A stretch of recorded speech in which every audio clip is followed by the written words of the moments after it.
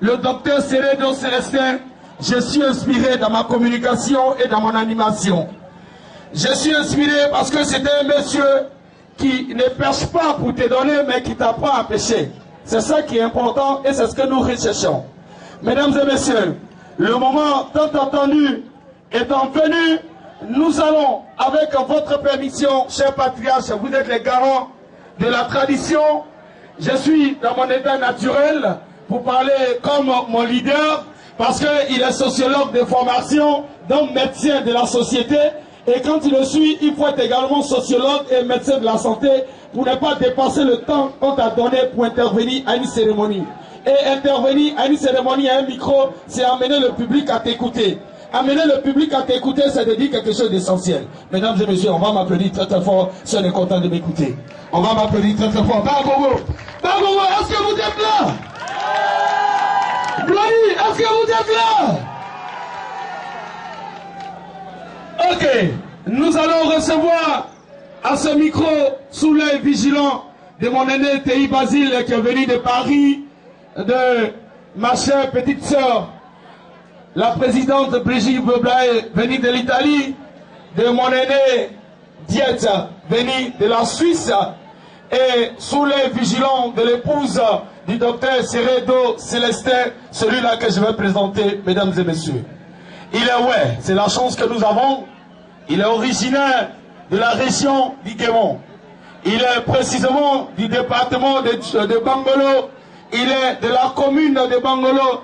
Il est originaire du village d'Eda. Il est lieutenant des douanes ivoiriennes de Côte d'Ivoire. Il est secrétaire général de la coordination des douaniers de Côte d'Ivoire. Il est porte-parole des fonctionnaires du ministère de l'économie et des finances. Il est chef de brigade, brigade mobile, de la brigade mobile de Maferré. Il est docteur en sociologie. Mesdames et messieurs, recevons le docteur Kara Célestin, que je vous demande d'applaudir très très fort. Chacun va rester assis. Restez assis.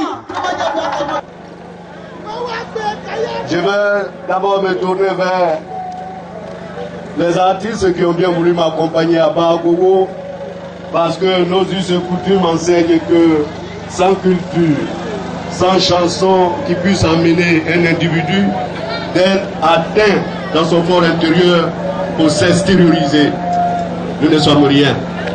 Chers artistes, merci de m'accompagner dans cette mission noble qui consiste à donner sans réclamer. Dans toute la région Guémon, depuis 4 ans, nous sillonnons les villages, campements, hameaux. 1000 fois merci, parce qu'il n'est pas facile de laisser sa famille pour un individu. Je vais donc me tourner vers les dépositaires de la tradition que nous appelons communément les chefs des villages, mais pour le sociologue que je suis, honorable dépositaire de la tradition, patriarche, administrateur des cellules traditionnelles pour nous sociologues, merci d'avoir pris de votre temps jusqu'à cette heure pour assister vos enfants que nous sommes.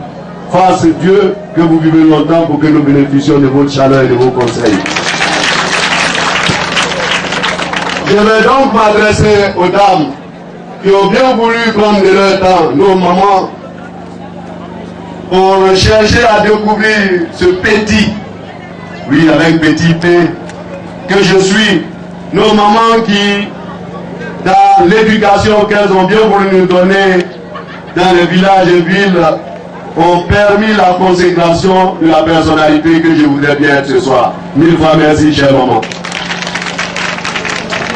Chers communicateurs, il serait ingrat de ma part de ne pas me tourner vers vous.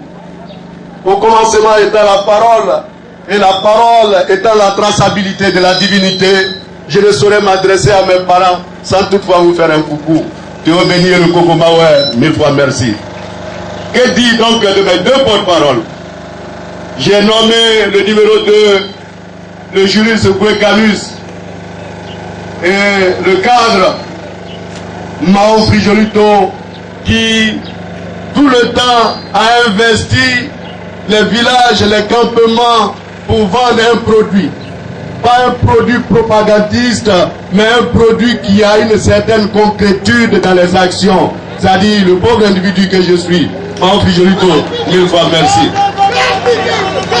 Dans ma communication d'aujourd'hui, je vais parler en ouais.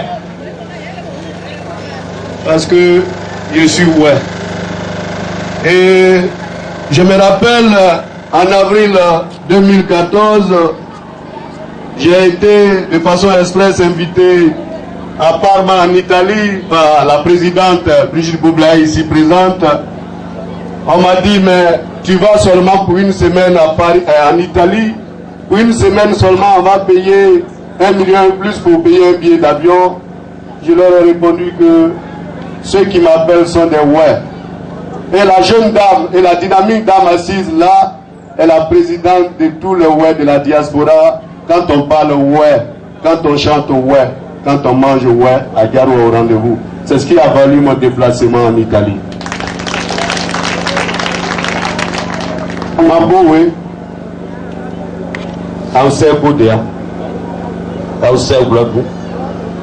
On a tout dit, Oblia, Dallas Pogo, Ono Azawe, Douagaro et Ok, ou Dia, mon quoi aussi. Pays Basile, moi, Diaté, Boubla et Brigitte,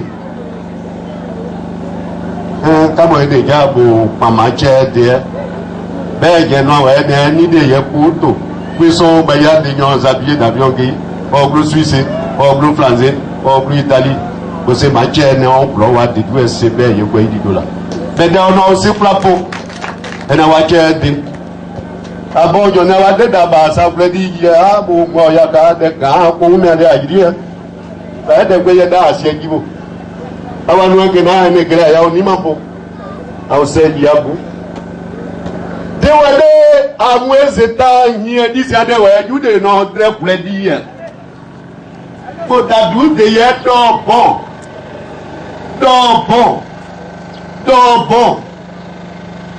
ah ma je mo ke ma de ma je ide ma bon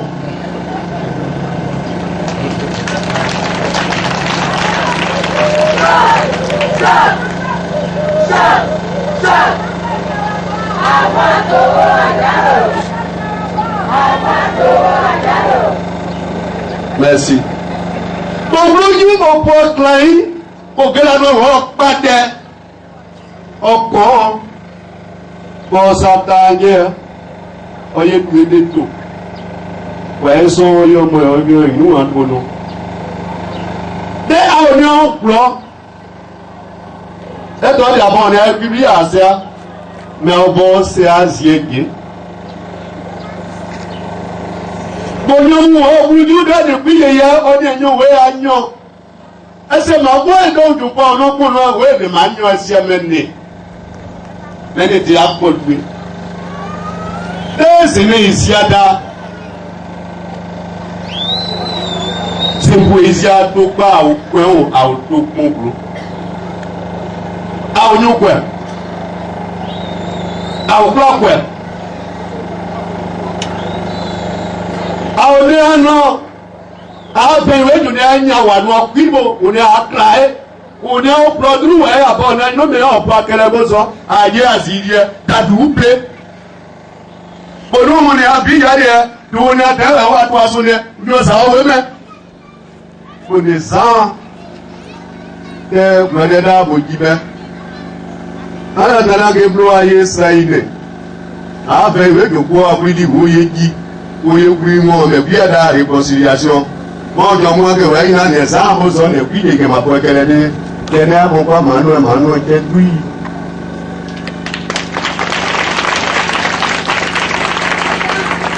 de mo de adomo dadu je afroika o ni ahwe ne pika o von bro we de sena do pa bra oji bro.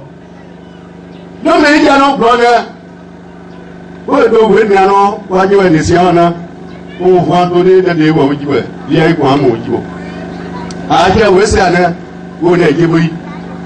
O be bi wa ja we me. Je vais vous dire ça, maman, de quoi pas il veut dire, quand il veut dire, ça, on met quoi. Nous, on va dire pour aller. Alors, je suis, c'est la ligne aujourd'hui, mais maintenant, il y a un NDS et des dévots. Même on est plus de Kéwé Agnon. Voilà, comment pas, il y a un doctorat bien dans la sociologie, et puis il y a un médecin de la société. Avant, il y a un Kéwé Agnon, il y a un doctorat à mon Dieu. Moi, je vais mener, mais il y a un peu de temps pour toi. Mazimo.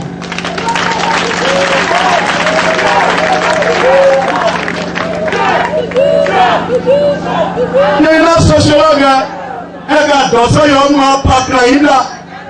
Voyons, moi, il y a un social, je jure, et maintenant, avant sociologue. Ben, dans ce idée, Massia Modier, non, Véni, combien il va vouloir, c'est dans ce idée. Mais grâce à Dieu, il est dans ce bon, il dit, le bien là, nous tricher avec les noms. Et maintenant, avant sociologue. Ah non, mais Kawa, il y a une loi. Ouais, non. Oh, Dieu, il y a un complot. Ah, il y a des idées. Quelqu'un y a un nom de bleu à l'Ibo, il y a un sécurement. Parce que Dieu a son anina, il y a un nouveau sécurement. Quel bleu a un PC de Wagner, il y a un. Mais il y a un bon rôle. Le bien d'un sociologue, médecin de la société.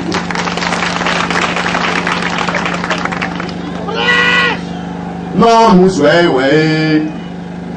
Il a un d'accord, on va en piboba. Et Togo. Pas de pays basiques, on a placé qu'il y a un peu de bouclier. Et d'attirer demain. Et la maille de beauté, là, les blocs. Mais on est doué sur un autre. Le moulet qui y a au pied. Car il y a nous, donc vous vendez vos vendeurs, ça n'a pas diable, on va annoncer la ligne. Vous avez dit, vous avez dit, frère, mon dieu, après on a. Ah, deux bobos, hôtel Camoda, vous vendez là. Président, oui, vous avez dit, vous avez dit, te wo aye no kane wa ye te ko ya jeju wo tele wo bo de India Bangolo Diokwe les coupeurs de route ont encore sévi. Bangolo Diokwe ils ont tiré sur un gars. Bangolo Diokwe des femmes violées, leurs fonds arrachés. Après on est à terre, on est occupé au loin. Des journaux que bah ça quoi bro comme ça t'es à nous parce que des abombis n'est à soigner à nous d'ailleurs vraiment des dobi donc vous devez aller nous dire là il y a qui c'est à waju et des chefs au yobudi quoi voilà yo ba je ko nyagi kele a de je ino kuni dia meni taxi moto ko ja taxi moto dia ça me loin la doit être quoi nous va la jaba lu manzi yo no na ja camion royo nous me wa kwa de bu o de o ki agba odi o to ipa na ku ye gbogbo we aku de no bune o be kanu si ebe wo yo je mu ma o yi de ba te yo fu be bo mo to ipa bo be de do di e fa si da de yo yo nye oyo bí wọ́n ṣe ọ̀sán oyé ní ọgbẹ́ oyé ìjẹ́bù ẹ̀ ìyóyá ìgbà mẹ́ni àwọn ọgbẹ́ ọ̀nà àyè àpò ẹ̀mẹ̀kọ́ ìmánú ẹ̀mẹ̀mẹ̀ ìwúrẹ́ máa ń yí àbíyá. mo dàdúró sọ wọn pẹ̀lẹ́ campagne bo yíyẹ jọ campagne ṣètè lẹ́tọ̀ ẹ̀ máa yíga ìjà àjọ ọjọ́ ọ̀dẹ̀mẹ̀ àwọn ẹ̀bù ẹ̀. kí ni abúlé àdẹ̀mẹ̀ yé má kọ́ ọ̀tẹ́ ìgbéde yé búrọ̀ yìí rẹ̀ yé ká ló jọmọ inú rẹ̀ àtọ́nù búlọ̀ọ̀kù ẹ̀jọ̀ ọ̀dẹ̀. Yo ya da we Nigeria wa yi ese bo mo ni Akere toujours Yo ni aliete na de ta moza kwe itia wo no de dia Yo no mu de fredi pe on université de université solo no e solo mo yo ko yi Ah bon na bo na yu mo na biblie Boy na te basi bundu mo so le pa ma mo mbede bro eni ye ni mbe wo iti ake soro mo nyamole ko iti prediga la ujole tu sa apla bi go du ko na o ma bi ya ni o ka me bi se anu mi ju ko ma ji ya die ni aje mo bi ya la ka ya o da ka ma fere ni ai ba be je de ka Mais selon moi, c'est quand ouais, il y a un union, ouais, il y a lui, pour mais à pour aussi, ouais, mais à beaucoup à la baille des bois.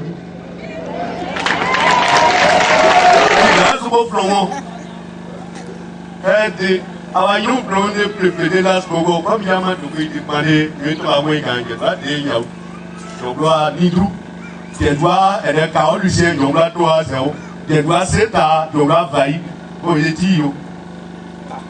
On a fait campagne un jour, il y a un pan, nous avons beaucoup de place pour vous. Oui, il y a un lien avec vous.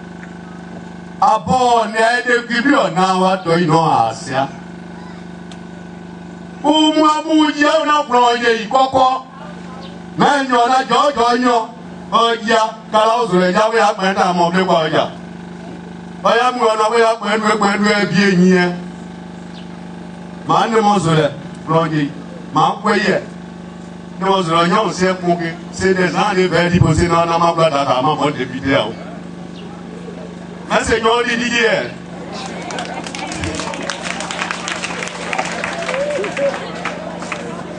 Pas dire, là. Dès que tout le monde est, ouais, pas problème, soyez dans les ouais, moudou. Il bloque bon, pas bon.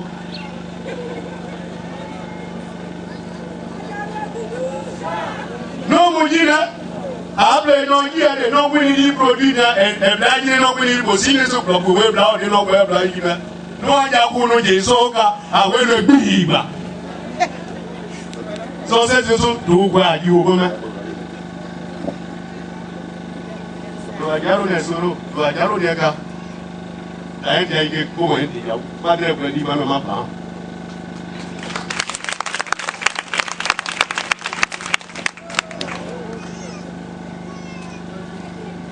On a 20 ans. Moi, nous avons dit que nous avons appris à mon président, mon ministre, nous avons appris à mon président. Si on va y appeler moi, nous avons pourquoi il y a des couleurs du politicien, nous demandons. Pour nous, pour secrétaire de PM, c'est bon, c'est bien, nous avons dit ça. Et vous nous avez dit ça, il y a un chômeur, ma belle, il va s'en aller pour se mettre. Et vous voyez, à la il y a un beau pigeon, c'est tout, vous êtes dans les semaines. Vous savez, tu vas dire, nous pleurons, mon frère. Ah oui, il pleut, on est en tout et qui est télé. Mais la politique, il est nous, pas pour le fort. Politique, à va dire, il y a des guides qui vont vous. Pour que la nous là, vous donnez un pas là. Maman Goulato. Maman Goulato. C'est pas y'a tout, hein. Il y a des mots, il y a des mots. Et quand c'est des moyens, il y a des coups, il y a des coups. Mais à Djamoni, ma philosophie de partage, ma philosophie d'entraide, que tout le monde m'invite, partout le besoin se fait sentir. Le combat que nous menons, ce n'est pas un combat pour notre propre personne. Le combat que nous menons, c'est un combat pour vous jeunes qui avez tant bataillé pour que la République soit debout. Jeunes qui avaient regagné le bercail sans emploi aucun. Nous essayons de voir, en toute équité, en toute objectivité, comment faire pour vous accompagner dans ce élan de développement qui ne peut qu'être le bien-être social des populations.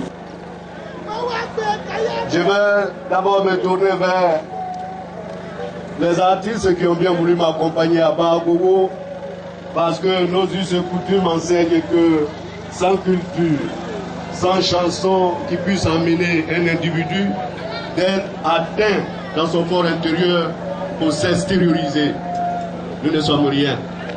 Chers artistes, merci de m'accompagner dans cette mission noble qui consiste à donner sans réclamer. Dans toute la région Guémon, depuis 4 ans, nous sillonnons les villages, campements, hameaux. 1000 fois merci, parce qu'il n'est pas facile de laisser sa famille pour un individu. Je vais donc me tourner vers les dépositaires de la tradition que nous appelons communément les chefs des villages, mais pour le sociologue que je suis, honorable dépositaire de la tradition, patriarche, administrateur des cellules traditionnelles pour nous sociologues, merci d'avoir pris de votre temps jusqu'à cette heure pour assister vos enfants que nous sommes. Fasse Dieu que vous vivez longtemps pour que nous bénéficions de votre chaleur et de vos conseils. Je vais donc m'adresser aux dames qui ont bien voulu prendre de leur temps, nos mamans, pour chercher à découvrir ce petit, oui avec petit P, que je suis.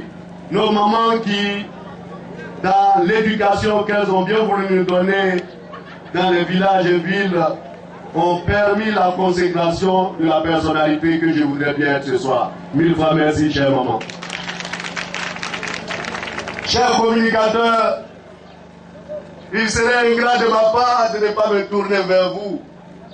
Au commencement étant la parole, et la parole étant la traçabilité de la divinité, je ne saurais m'adresser à mes parents sans toutefois vous faire un coucou. Dieu bénir le Kokomawe, mille fois merci. Que dit donc de mes deux porte-paroles?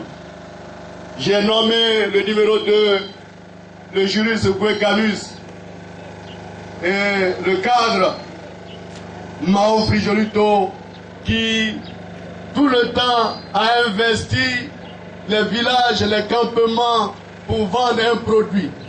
Pas un produit propagandiste, mais un produit qui a une certaine concrétude dans les actions. C'est-à-dire le pauvre individu que je suis. Mao Frijolito, mille fois merci. Dans ma communication d'aujourd'hui, je vais parler en ouais. Parce que je suis ouais. Et je me rappelle, en avril 2014, j'ai été de façon express invité à Parma en Italie par la présidente Brigitte Boublaï ici présente. On m'a dit, mais tu vas seulement pour une semaine à Paris, en Italie. Pour une semaine seulement, on va payer 1 million et plus pour payer un billet d'avion. Je leur ai répondu que ceux qui m'appellent sont des ouais. Et la jeune dame et la dynamique dame assise là est la présidente de tous les ouais de la diaspora. Quand on parle ouais, quand on chante ouais, quand on mange ouais, à Garo au rendez-vous. C'est ce qui a valu mon déplacement en Italie. Mambo oui. Aoussé Goudéa. Aoussé Goulabou. On a tout dit, on a Dallas Pogo, on a Azaoué, on a Garo et ok, ou Dia, mon quoi aussi. Pays Basile, moi, Diaté, Boubla et Brigitte, comment est déjà pour Pamaché, ben, j'ai non, ouais, ni de Yakuto, puis son bayard de nos habillés d'avion gay, au bleu suisse, au bleu français. Au bleu Italie, vous ma chaîne en ploie de tout SCB, il y a quoi il dit là. Mais on a aussi plafond, et on a chaîne. Ah bon, on a des dabas, ça veut dire, ah bon, il y a des gants, pour me aller à dire. Ça des goyes d'assiettes qui vont. Avant nous, que n'a un éclat, il y a un imam pour. Ah, c'est diabou. Des wadés, à moins c'est un niais, d'ici à des wadés, you de non, très plaisir. Faut t'adouer d'ailleurs dans bon.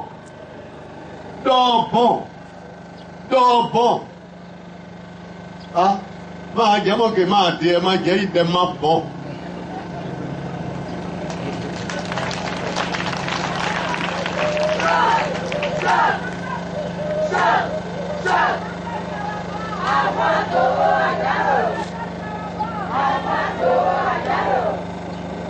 Merci. Mon bleu, mon pote là, pour que la noix pas de. Encore. Pour s'attendre. On y est tué de tout. Ouais, son yo, moi, nous, entre nous. Dès à l'union, plan. C'est toi d'abord, on a publié à ça. Mais on va c'est à Ziégué. Bon, nous, on vous dit depuis hier, on est nous, à Nyon. Est-ce que ma voix est donc du bon, non, pour nous, oui, de manière si amenée. Mais de dire à Paul-Louis. Et c'est né ici à da. C'est poésie à tout pas au coin ou à tout complot. À où nous quoi? À où quoi quoi? À où nous en non? À peine où nous en y a ou à nous en cuivre, on est à clair. On est au produit, ouais, à bon, non, mais on peut à quel besoin, à y a zillier, t'as doublé. Pour nous, on est à Bigalier, nous on est à terre, à toi, on est, nous avons même. Pour des ans, de Madena Bogibe, à la Talague Bloyer Saïne, avec eux, nous pouvons appeler du Bouyegi, Bouyegi, mais bien la réconciliation. Moi, je vois que vous avez des arbres, vous avez des qui m'apportent qu'elle est. Quel est mon papa, Manuel, quel oui.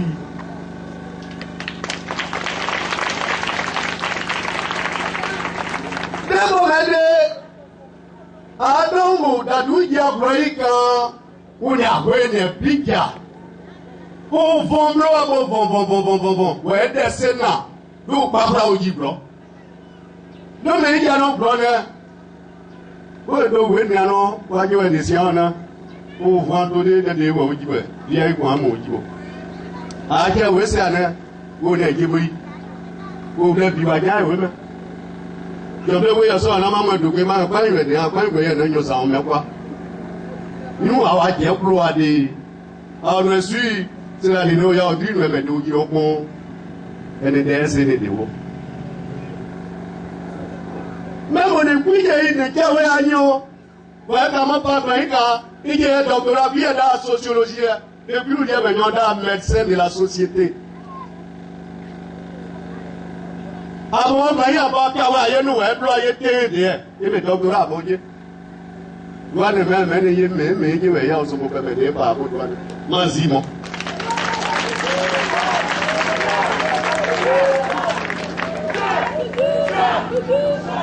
Il y a une sociologue, elle a dansé, il y a un patraïna.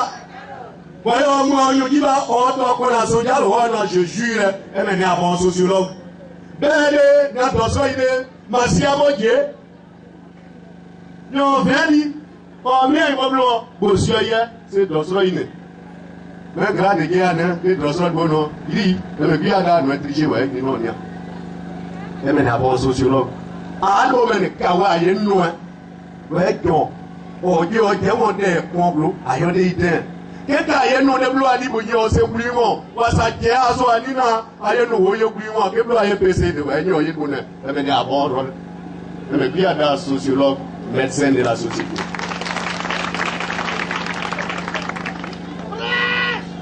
Ma muswe we ilani adaka ba wa na bibo ba edobo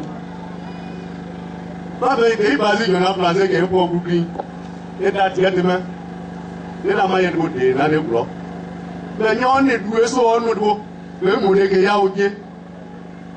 Quand il y a nous, donc, vous vendez vos ventes, ça n'a pas dit à vous, on va lancer la ligne. Vous voyez, vous avez fait mon dieu, après on a. Ah, deux bobos, hôtel Camodabo, Banglona. Tu es là, vous avez dit, vous y allez là. Et vous avez nos gardés, vous avez été, vous avez acquis du boulot. D'ailleurs, vous prenez bien. Bangolo Diokwe, les coupeurs de route ont encore sévi. Bangolo Diokwe, ils ont tiré sur un gars. Bangolo Diokwe, des femmes violées, leurs fonds arrachés. Après, on est à terre, on est occupé, on est loin. Que journaux que ça, on peut bloquer comme ça, t'es à noir. Parce que t'es à bomber, t'es à soigner à noir, t'es vraiment. T'es d'oubli. Donc, vous devez aller nous dire. Là, il y a un caisse à ça, on va jouer des chèvres, on va jouer des chèvres. Voilà, il y a un peu de gens qui ont des taxis moto. Vous avez des taxis moto, ça même, la tour est dingue. Nous, on a des maïs. Nous, on a des camions. Nous, mais on va prendre des mots, on est au Kia Baoudi, Pour y pas. Là, pour y go, we are good in our boule. Avec un ciel, le voyage, il y a du matin, il faut. Des bons motos, pour y pas. Pour faire des dodis, un facile à être yoye. Oyo, puis moi, j'ai un sang, il y a des oboyo, il y a une yaïba. Maintenant, on a un yaïa pour le poïmano, et le même vraiment qui a dit. Nous sommes en pleine campagne. Qui est en campagne cette année? Les deux maris qui ont George de Mario Bois. Qui n'est pas de meilleur portail de Yéblois livre, les canaux de Mario à ton blanc pour être Jordan. Il y a là où il est, il y a c'est bon monnaie.